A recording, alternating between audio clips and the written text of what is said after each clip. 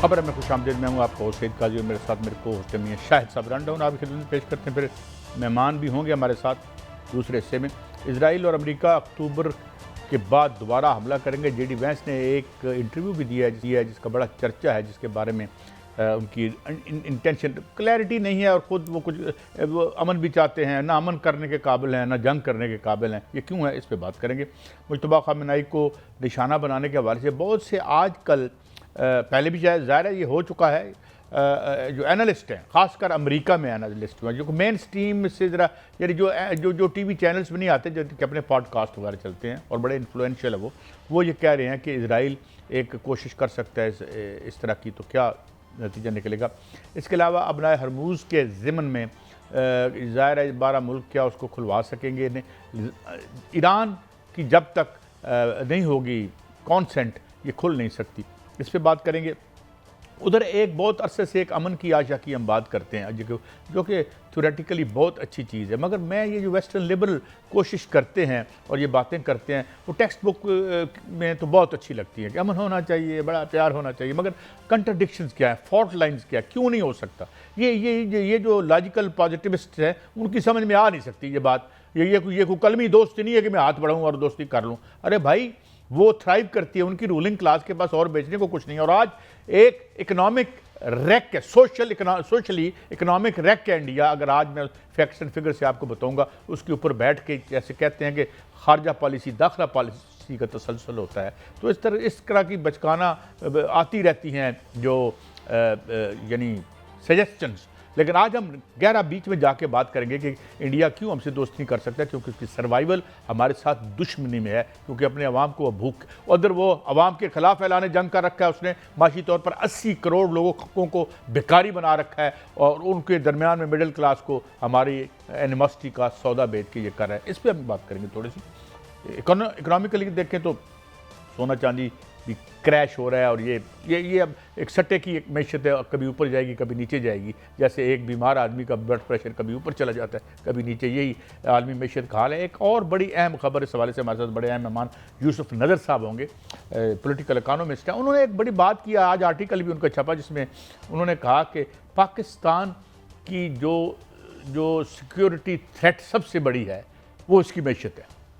अब ये बड़ी नावल बात थी और ये बहुत कम हो रही है यहाँ पे बात, मगर उन्होंने जो मैं उनका आर्टिकल देखा तो उसमें उन्होंने इस नुक्ते नज़र को सपोर्ट करने के लिए जो आर्ग्यूमेंट्स दिए, दे नीड किसे कहते हैं ना, तवज्जो चाहिए उनको, उस पर बात करेंगे और उन्हीं के साथ बात करेंगे। और लाहौर में एक और वाक़या हुआ, इससे पहले हमने देखा ये CCD के ज़िमन में जो वाक़या हुआ था, एक छोटी मासूम बच्ची जान से गई और हमें आलमी तौर पर बड़ी सुबकी भी हुई। और आज सुना है कि कोई गैर मुल्की औरतें यहाँ पे रेप हुई हैं। पुलिस ने इफेक्टिवली सुना है कि उनकी FIR में हमने देख रहे हैं कि उनको अरेस्ट कर लिया है। क्या मामला है और इसकी कैसे कलाकुमा किया जाए कि ताकि ये लोग जो हैं, यहाँ भी कोई CCD एक्टिव होगी या नहीं, आई डोंट नो वेदर उसे होना चाहिए या नहीं। बहरहाल मैं पूछ रहा हूँ क्योंकि वो इस तरह के वाक़यात में वो एक्टिव हो जाती है। मियाँ साहब, पहले तो आ जाते हैं ये इजराइल और अमेरिका और ख़ास तौर पर मुज्तबा खामेनी को जो निशाना बनाने के ज़िमन में, जिस तरह लैरी किंग कह रहा है या पेपे एस्कोबार की एनालिसिस आ रहा है, ये आजकल बड़े पॉपुलर है। इवन कर्नल मैकग्रेगर जो हैं वो इन खदशों का इज़हार कर रहे हैं कि अब एज अ लास्ट रिज़ॉर्ट एक बड़ा गंद डलवाने के लिए ये इजराइल कर सकता है। मैं एक बहुत बड़ा रिस्क है, क्योंकि ईरान उसको खंडर बना के रख देगा। जो कैपेबिलिटी सामने आई हैं और उनके पास जो अब ताज़ा तरीन खबर मैं आपको दे दूं मियाँ साहब, कि वो उसके पास जो इंटरसेप्टर हैं वो 10% बॉम्ब्स भी रोकने के काबिल नहीं है। While we have clearly and it has been, Iran ने क्लियरली डेमोन्स्ट्रेट कर दिया है कि उसकी कैपेबिलिटी क्या है। तो क्या ये आखिरी दौर जुआ वो खेल जाएगा आपके ख्याल में मियाँ साहब? देखें काजी साहब, ये मुमकिन नहीं है, क्योंकि अली खामनेई साहब की शहादत जब हुई तो मुज्तबा खामनेई साहब ने एक बड़ा इंकशाफ भी किया है। उन्होंने कहा कि जब उनकी मैयत को देखा तो उनकी मुट्ठी बंद थी। मुट्ठी बंद का मतलब ये होता है ईरान में कि जंग करनी है, मज़ाहमत करनी है। वो पैगाम दे के गए हैं कि ईरानी कौम जो है वो आराम से नहीं बैठेगी, जंग करेगी, मज़ाहमत करेगी, और उन्होंने की और 40 दिन की। अब अगर जो 4 तारीख को वहाँ पर जो है वो आखिरी रसूमात होनी है, 2 करोड़ अफराद जो हैं वहाँ पर होंगे और इससे ज़्यादा होंगे। ये सबसे बड़ा जनाजा जो है वो आप देखेंगे, दुनिया की तारीख का सबसे बड़ा जनाजा आप देखेंगे कि वहाँ पर होगा। तो इतनी बड़ी तादाद में मुज्तबा खामनाई साहब जो है वो बिल्कुल सामने आएंगे, इसमें कोई शक नहीं। हमारे वज़ीर आज़म मियाँ शहबाज शरीफ वहाँ होंगे, बहुत से और भी मुल्कों के सरबराहान वहाँ पर होंगे। तो इस तरह की जसारत वहाँ पर नहीं हो सकती। अगर कोई इस तरह की जसारत किसी ने की या कोई भी इस तरह का काम जो है हुआ, तो फिर जितने मुल्क वहाँ पर होंगे वो सारे के सारे जो है वो हमलावर होंगे इजराइल पर। ऐसा हो नहीं सकता, लेकिन उस शैतान से जो है वो बैद भी नहीं है, वो कुछ भी कर सकता है। लेकिन आज एक बड़ा बयान कायद साहब जो आया ईरान की तरफ से, वो बड़ा काबिल ज़िक्र है और इसके लिए अमेरिका के लिए और इजराइल के लिए बाकायदा तशवीशनाक है कि ईरान ने बाकायदा ऐलान कर दिया है, उनकी सिक्योरिटी काउंसिल ने, कि वो अली खामनाई शहीद का बदला लेंगे, उनकी शहादत का बदला लेंगे। वो बदला कैसे लेंगे? उन्होंने कहा है कि एक मुनासिब वक्त पर कार्रवाई की जाएगी और कार्रवाई करके वो इसका बदला लेंगे। अब शहादत का बदला किससे लिया जाएगा? दो ही शख्सियात हैं, एक है नेतान्याहू और दूसरा है डोनाल्ड ट्रंप।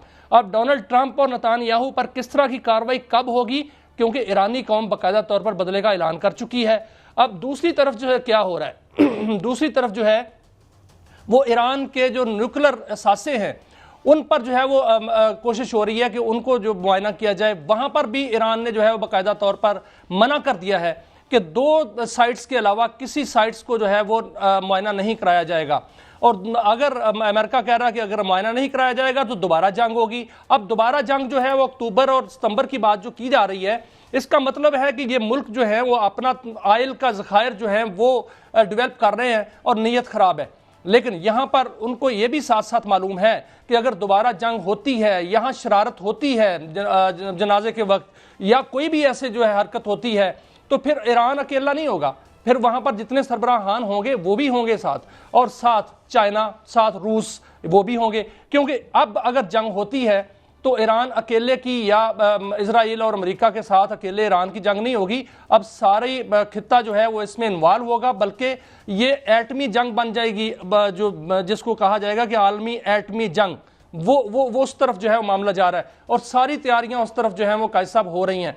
अब मियाँ शहबाज शरीफ साहब जो हैं वो कल यहाँ से रवाना हो रहे हैं, वो वहां पर जो है वो शिरकत भी करेंगे और उसके बाद तुर्किया जाएंगे। तुर्किया में वो तुर्किया के जो प्रेसिडेंट है उनकी मुलाकात भी होगी और वहां पर भी कोई बड़ी जो है वो खबर सामने आ सकती है। जो बहुत 12 लोग इकट्ठे हुए हैं, इसके क्या ये जो 12 आर्मी चीफ्स हैं और ये या जो सेंटर काम के भी ये क्या यहाँ क्या डिस्कस हुआ है?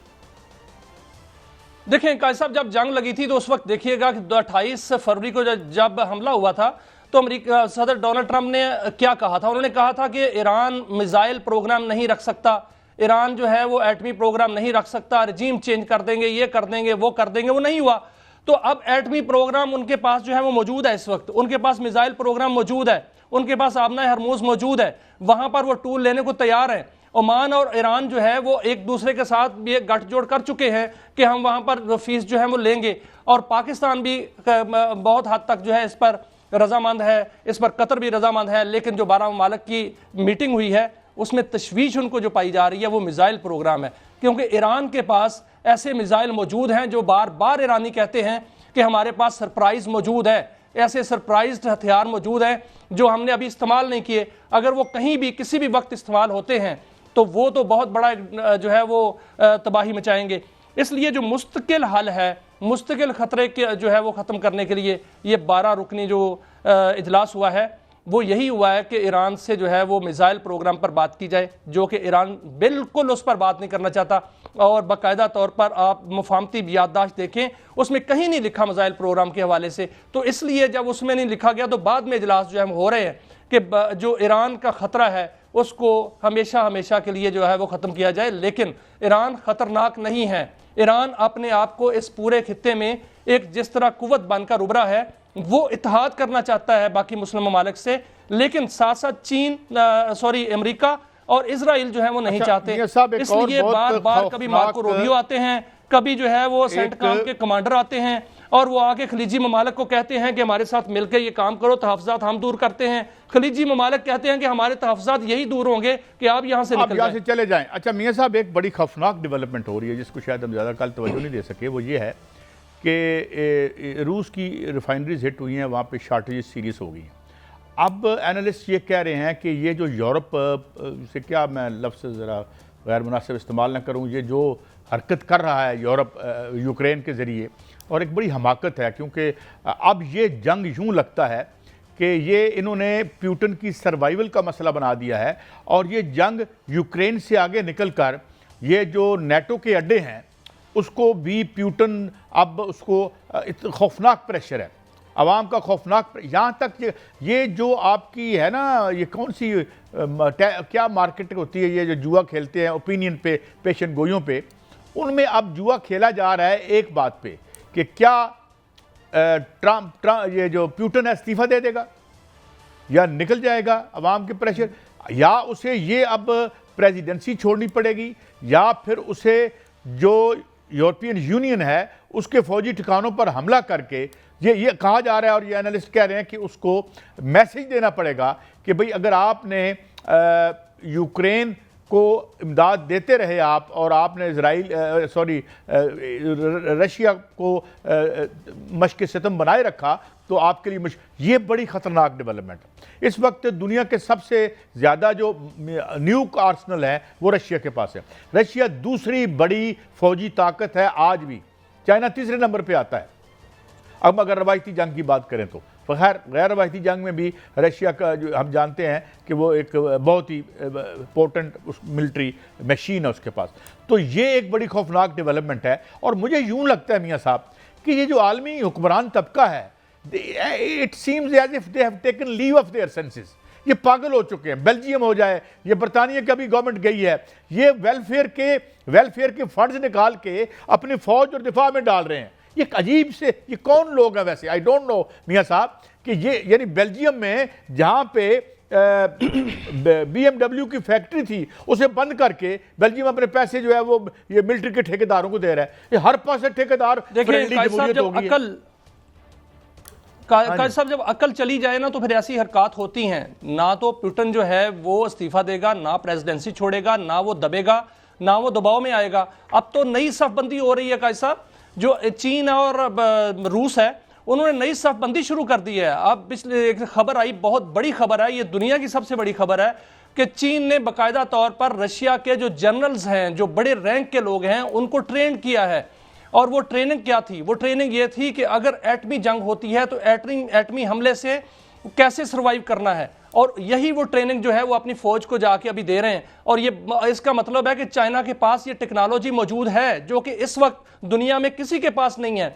तो वो रशिया को उन्होंने जो टेक्नोलॉजी है वो भी मुंतकिल की है और साथ उनको ट्रेनिंग भी दी है। तो इस तरह की साफबंदी हो रही है। अब मामला ये है कि अगर रशिया को मजीद दबाव में लाया गया, या जो रशिया जो है वो ये इल्ज़ाम लगाता है कि पूरा यूरोप यूक्रेन की मदद कर रहा है, वो यूके पर इल्ज़ाम लगाता है, रशिया जो है वो फ्रांस पर इल्ज़ाम लगाता है, दीगर जो है यूरोपीय मुल्कों पर इल्ज़ाम लगाता है, तो रशिया सबसे पहले यूके को हिट करेगा, उसके बाद फ्रांस को हिट करेगा। और अभी अगर जंग होती है इस मामले में तो ये आम जंग नहीं काजी साहब होगी, ये फिर एटमी जंग होगी। अच्छा, क्योंकि इस हवाले से जो अच्छा मैं यहाँ साहब मैं एक और आपको बात बताऊँ जो कि बड़ी दिलचस्प है, और ये बात भी जो उनका एक इनफॉर्मल मीडिया कह लें या सोशल मीडिया कह लें कि ज़ेलेंस्की ने बेशुमार पैसा जो है वो दुबई शिफ्ट किया है। Like almost all the rulers of the world जो है, खैर वो सेफ हेवन्स बताया जाता था और अब पता नहीं है या नहीं है।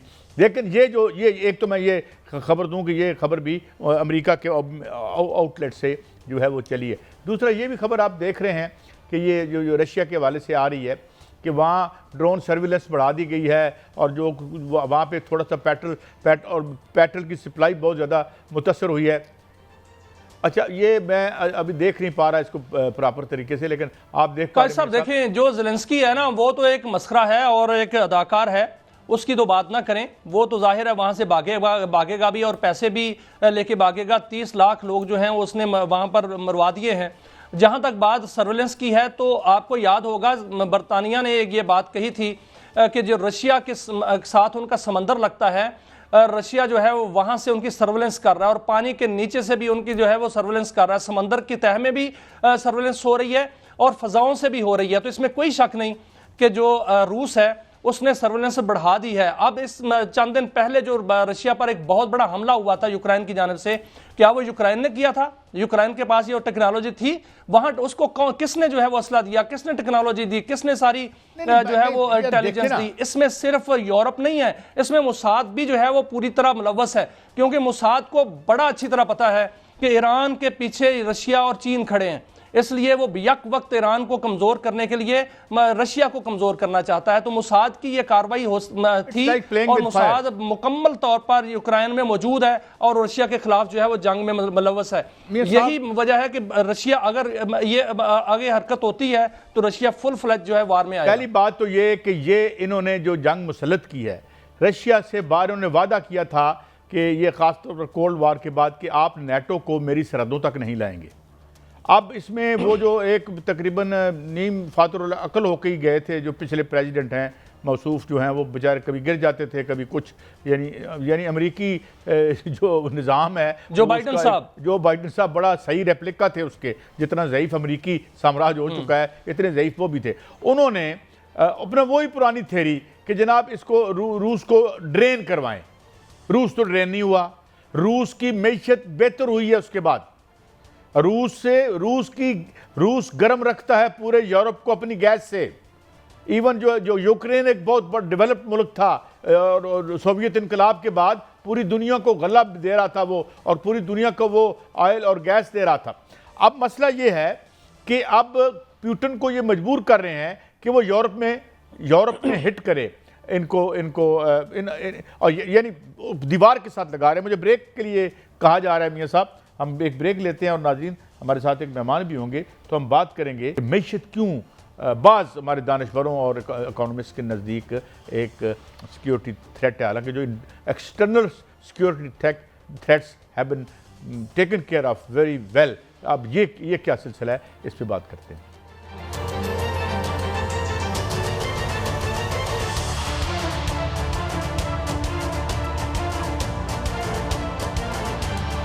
वेलकम बैक नाज़रीन। मारूफ पॉलिटिकल इकानमिस्ट जनाब यूसुफ नदर साहब हमारे साथ हैं, बहुत शुक्रिया यूसुफ साहब।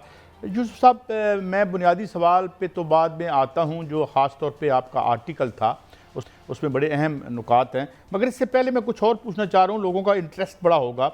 ये जो एक्सपेंसिव मेटल की मंडी में एक बुरान है, पहले लिख रहे थे कि सोना ऊपर से ऊपर जा रहा है, चांदी ये एकदम इसमें ये प्लमेट नीचे आ रहा है, तो क्या it indicate some kind of stability in the world economy? क्योंकि सोना तभी ऊपर जाता है जब लोगों का मईशत पर एतबार ना हो, तो इसकी क्या वजूहत है और ये आगे इसी तरह स्लाइड करेगा? यूसुफ नदर साहब, कोई नेट का इशू आ गया है यूसुफ साहब के साथ।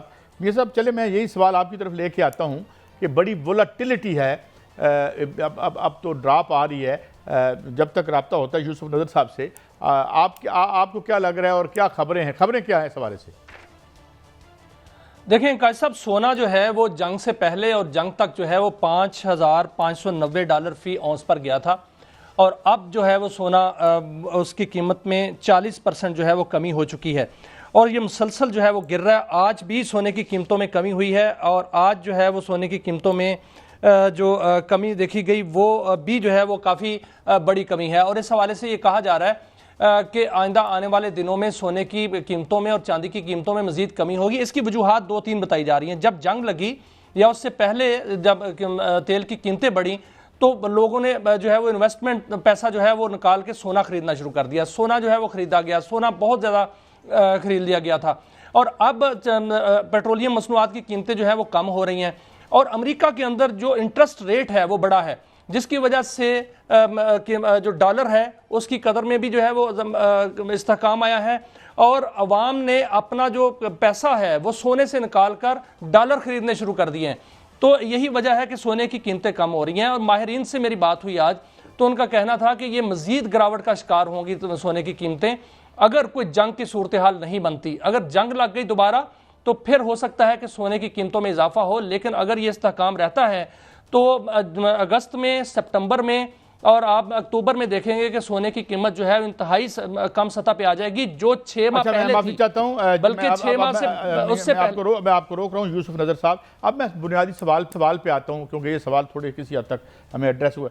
आपने आज एक बड़ी इंपॉर्टेंट चीज़ पॉइंट आउट की है कि पाकिस्तान की असल सिक्योरिटी थ्रेट है, and while praising all the role that Pakistan played internationally, जो हमने एक पीस के लिए किया, एवरीबॉडी प्रेजेस दैट, और हमारा कद भी बढ़ा। मगर एक जो आपने बात पॉइंट आउट की और फिर नीचे एक देवर स्कोर्स ऑफ आर्ग्यूमेंट्स, कि आप हमारे मनाज़रीन को बताइए कि क्यों मईशत हमारे लिए सिक्योरिटी थ्रेट है, हमारी मईशत।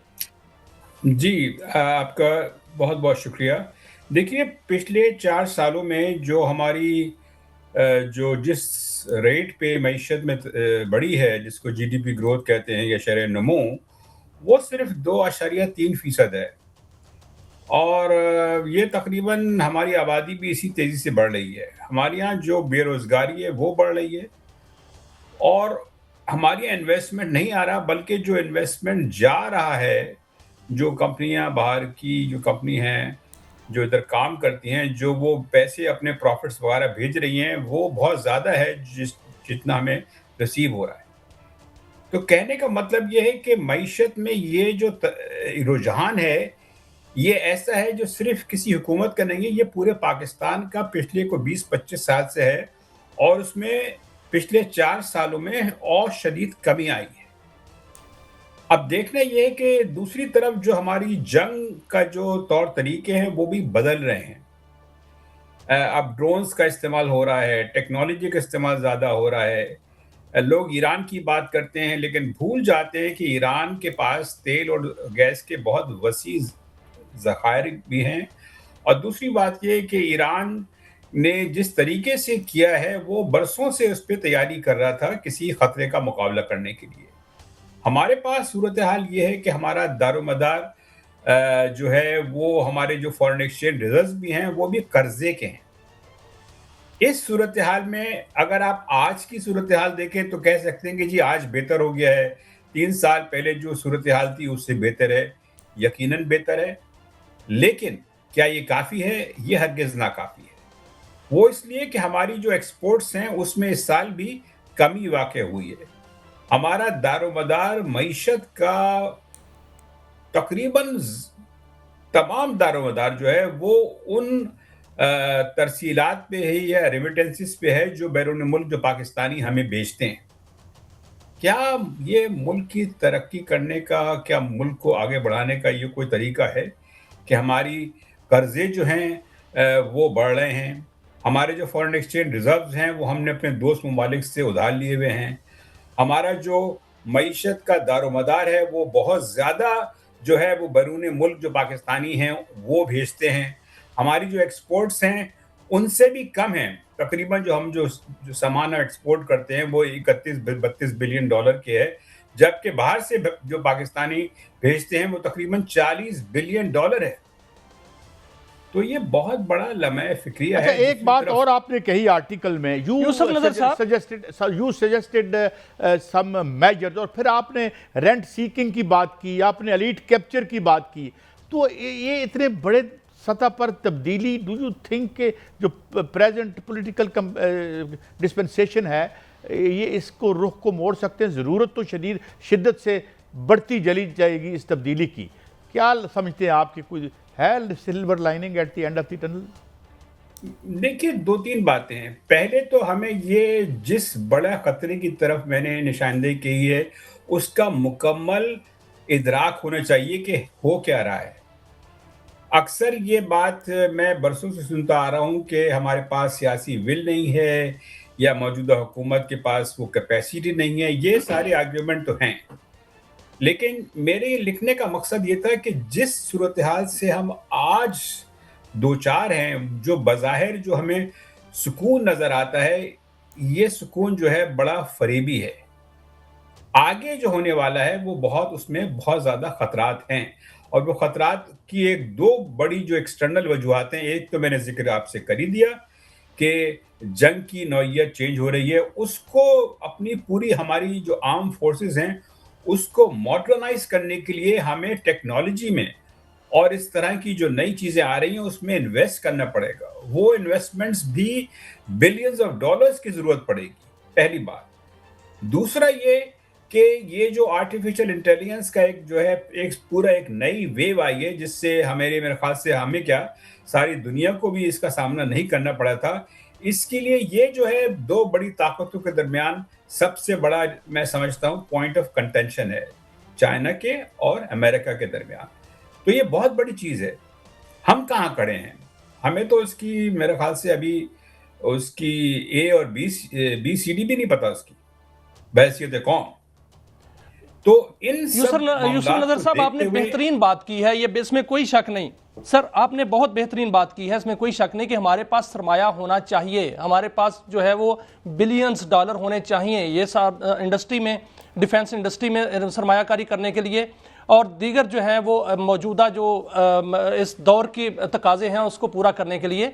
लेकिन सर एक अपॉर्चुनिटी खुली है, जो ईरान की आपने बात की कि वहाँ पर ऑयल के बहुत बड़े रिजर्व्स हैं, वो एक मंडी खुली है इस वक्त, वहाँ पर जो है पाबंदियाँ ख़त्म हुई हैं। हमारे लिए मौका तो है कि हम अपना ऑयल बिल जो है दरामदी बिल, उसको वहाँ से ऑयल लेकर बचा सकते हैं, नज़दीक से हम जो है वो अपनी तजारत करके बहुत से दरामदी बिल जो है वो बचा सकते हैं और इस इन्वेस्टमेंट भी आ सकती है। क्या हम तैयार हैं इसके लिए? देखिए, आपका सवाल तो अच्छा है, लेकिन मेरा जो बुनियादी मौक़िफ़ ये है कि तरक्की जो होती है किसी मुल्क के अपने लोग जिम्मेदार होते हैं। आप ईरान से थोड़ा तेल ले लेंगे, उसमें मुमकिन है आपको 400-500 मिलियन डॉलर की बचत हो जाए, लेकिन बात सिर्फ तेल की इंपोर्ट्स की या कुछ 100 मिलियन डॉलर्स की बचत की नहीं है।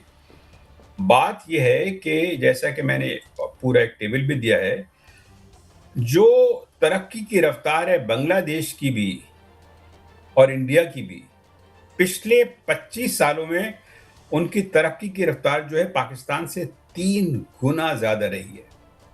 इसका मतलब क्या है? हमारा दुश्मन जो है वो बहुत ज्यादा तरक्की कर रहा है, कर चुका है, बल्कि हमसे ज्यादा जो है वो मुस्तहकम है। हमें लोगों के पास जाना पड़ता है, खुशामद करनी पड़ती है, डिप्लोमेसी करनी पड़ती है। लेकिन सवाल ये है जिस पे बहुत संजीदगी से सोचने की जरूरत है, आखिर ये कब तक करेगा? हमारी जो सबसे बड़ा जो रिसोर्स है हमारी कौम का, वो हमारे लोग हैं। लेकिन मुझे आपसे ये कहने की जरूरत नहीं है, आप चले जाइए, बाहर निकलिए, सड़कों पे, देहातों में, खेतों में, फैक्ट्रियों में, जो हमारे लोगों की हालत है वो क्या है? जब तक हम अपने लोगों में इन्वेस्ट नहीं करेंगे, जब मैं ये कहता हूं तो लोग कहते हैं कि जी ये लॉन्ग टर्म बात है। सर 20 साल पहले भी मैं सुनता था कि ये लॉन्ग टर्म बात है। वो कहते कहते ये नौबत आ गई और फिर 2023 का वक्त आया कि जब हम 1 या 2 बिलियन डॉलर के लिए दर दर फिर रहे थे। तो इसके लिए जरूरी है कि हम आगे की तरफ देखें, हम बाहर देखना तो बंद सर करें। आज वर्ल्ड बैंक ने भी एक रिपोर्ट दी है, उसने कहा है कि जो एनएफसी अवार्ड है, एनएफसी जो है वो उसकी तकसीम ठीक नहीं हो रही।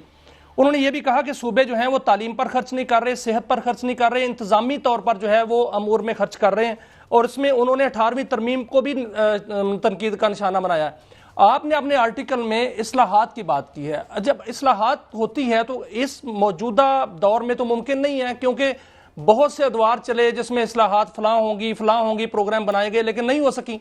फिर कौन सा निज़ाम होगा, कैसा निज़ाम होगा जो कि इस्लाहात करेगा? क्या मौजूदा निज़ाम में मुमकिन है जो आप बात कर रहे हैं सर कि सिक्योरिटी थ्रेट है, तो फिर हम इस सिक्योरिटी थ्रेट से कैसे निकल सकते हैं? अगर आप मुख्तसर बात मेरा जवाब सुनना चाहेंगे तो मौजूदा निज़ाम में ये बात मुमकिन नहीं है।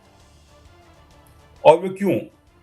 मरकज, वजीर आज़म, उनकी काबीना सूबों को इल्ज़ाम देते हैं, सूबे उनको इल्ज़ाम देते हैं, लेकिन हकीकत ये है, आप 2019 के जो एफबीआर के जो टैक्स डायरेक्टरी एमएनएस की जरा उठा के देख लीजिए।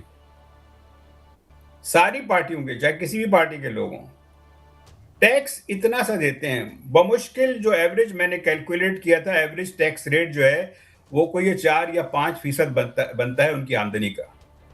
आप टीवी चैनल में काम करते हैं, मुझे यकीन है कि आप अपनी आमदनी का 5% से ज्यादा जो है वो इनकम टैक्स देते होंगे, देते हैं नहीं? राइट जी बिल्कुल देते हैं। तो एमएनएस जो है, एमएनएस हमारे उससे कम टैक्स देते हैं। अब ये ऐसी बात चल सकती है क्या? तो ये एक बहुत बड़ा मसला है कि जो लीड करने वाले हैं वो खुद ही they don't lead by example. जब वो नहीं करेंगे तो फिर क्या होगा? अब बात की जाती है कि जी टैक्स टू जीडीपी रेशो बढ़ाया जाए। ये इतना बड़ा फरेब है, लोगों को धोखा दिया जाता है। बात दरअसल ये है कि इस मुल्क की अशराफियत को पिछले साल 8.5 या ऐसी कोई बिलियन डॉलर की सब्सिडीज और मराद दी गई, जिसका बजट की स्पीच में कोई जिक्र ही नहीं था, ना होता है। हाँ, ये वेबसाइट पे मिनिस्ट्री ऑफ फाइनेंस की किसी डॉक्यूमेंट्स में ये छुपी हुई बात है। वो भी इसलिए कि आईएमएफ इसरार करता है कि आप ये बात पब्लिकली बताएं लोगों को। यूसुफ नजर साहब,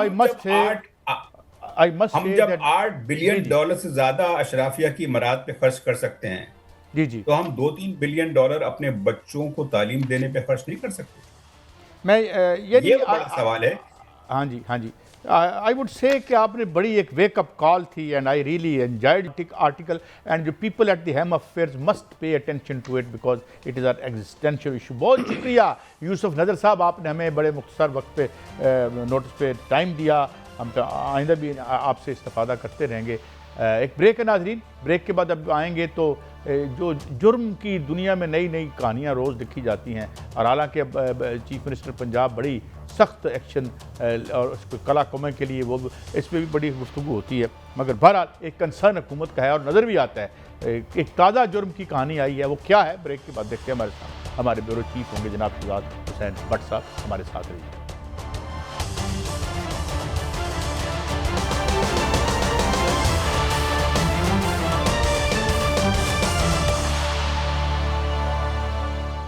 वेलकम बैक। मियां साहब, भट्ट साहब, ये जो मैं अगले दिन सुन रहा था परवीन सानी को भी और लोगों को पाकिस्तान आए, वो कह रहे थे पाकिस्तान का बड़ा सॉफ्ट इमेज है यहाँ पे, जब भी टूरिस्ट वगैरह हमारे यहाँ आते हैं। बहरहाल कोई ऐसी सोसाइटी नहीं है कि जहाँ पे जुर्म ना हो।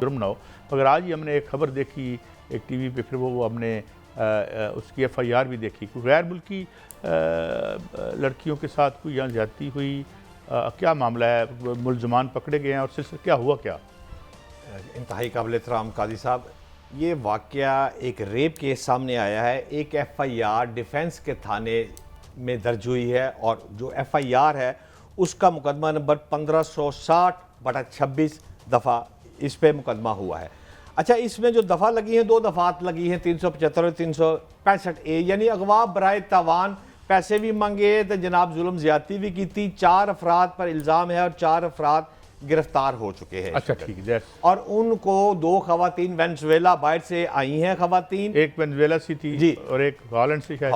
2 खवातीन जो तशरीफ लाई पाकिस्तान, उनको जो FIR का मतन है उस मतन के मुताबिक उनको कोर्ट में भी पेश किया जाना था, जो कि कोर्ट में पेश करके दफ़ा 164 का बयान जो होता है वो भी ले लिया गया है। और उन्होंने इस अपनी FIR को मिनोन वही कहा है कि हमारे साथ जुल्म ज्यादती हुई है। असल कहानी काजी साहब, ये इस मुकदमे को जो बहुत ज़्यादा अप गया है, उसमें वजह ये है कि ये 2 खवातीन जो बाहर के एक मुल्क में अफराद को मिली, पाकिस्तानी, जो पाकिस्तानी शख्स है उसके जो है नाम की वजह से ये, मतलब मैं खुल के बात अगर आपसे करूँ तो इसहाक डार साहब की जो बेटी है हलीमा डार साहिबा, उनके बेटे के ऊपर ये इल्ज़ाम आ रहा है कि ये बच्चा वो उनका नवासी, लेकिन इसकी तस्दीक तो कहीं से नहीं हुई। हाँ, अभी तक जो FIR का मतन है, FIR में जो नाम आया है मोहम्मद रजा डार। अब मोहम्मद रजा डार जरूरी तो नहीं कि वो, हाँ ठीक बात है आपकी, मोहम्मद रजा डार का नाम आया है। और कुछ हल्के और कुछ टीवी चैनल ये कहने पर, जिससे बात बहुत ज्यादा आ गई कि टीवी चैनलों ने ये कह दिया कि मोहम्मद रजा डार जो है ये इसहाक डार साहब के 2 बेटे हैं। एक तो अली डार साहब है जो मियाँ शरीफ खानदान साहब मरियम नवाज साहिबा के दामाद हैं, और दूसरा आप देखें इस्मा डार जो उनकी बेटी है मियाँ साहब की, उसके दामाद, उसका हस्बैंड है अली डार, दूसरे भाई उनके उस्मान डार हैं, तीसरी जो बेटी है वो हलीमा डार है। अब ये जो नाम FIR में मोहम्मद रजा डार, ये हलीमा साहिबा का बेटा बताया जाता है। अच्छा, लेकिन कंफर्म नहीं है। भट्ट साहब, ये जी शहजाद भट्ट साहब, जी भाई भट्ट साहब, जो पंजाब का एक तासर है, जब पंजाब का नाम आता है तो तासर यह है कि वहाँ जो डकैती करेगा वो अंजाम को पहुँचता है, जो ज्यादती करता है वो अंजाम को पहुँचता है। मेरे सामने एक फहरिस्त है जिसमें सरगोदा में बच्ची से ज्यादती होती है, तो वहाँ का मुलजम जो है, मरकजी मुलजम, वो मारा जाता है, अपने ही साथियों से मारा जाता होगा। रावलपिंडी में जो है वो खवातीन के साथ छेड़छाड़ी करने वाला शख्स का हाथ टूट जाता है। और जो हाफिजाबाद में आपको याद होगा, वहाँ पर ज्यादती होती है तो वहाँ का मुलजम जो है वो मारा जाता है। और इस तरह के बहुत से वाक़यात जो हैं वो सामने आ रहे हैं कि जिसमें अंजाम को पहुंचे हैं। ये भी तो ज्यादती है। क्या CCDS पर मुतहरक होगी और क्या कोई ऐसी खबर आएगी कि ये भी मुलजम अंजाम को पहुंचेंगे? देखो भाई, बात यह है कि CCD मुतहरक होती है, बिल्कुल होती है, मैं आपकी बात से एग्री हूं, पर बात यह है कि अभी तो ये केस सामने आया है, अभी सिर्फ FIR, ये मेरे पास FIR है जो आपके टेबल पर भी पड़ी हुई है, मेरी भी पड़ी हुई है। इसमें 2 दफात है, 365A और दूसरी 375A। अब ये गैंग रेप का दफात हैं और 365 अगवा बराए तावान हुआ है।